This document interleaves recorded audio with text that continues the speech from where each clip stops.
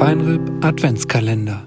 Arztwitze. Arztwitze sind immer gut, finde ich. Gerade in der Vorweihnachtszeit sind Arztwitze meine Lieblingswitze. Herr Doktor, was spielt raus im Arsch? Kommen Sie mal rein. Doing, doing, doing, doing, doing.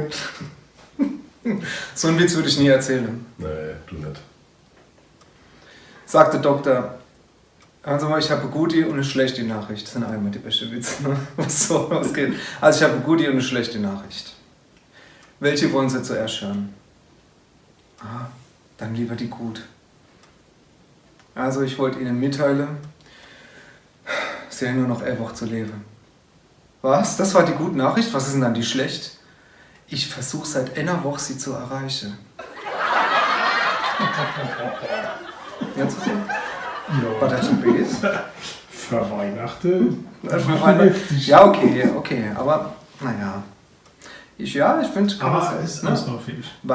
Es ist ausbaufähig, Das aber hab ich Weihnachten gehört. ist auch die Zeit, wo man ein bisschen nachdenken, wo man ein bisschen ins Nachdenken kommen Ja, kann. schlecht. www.palzrock.de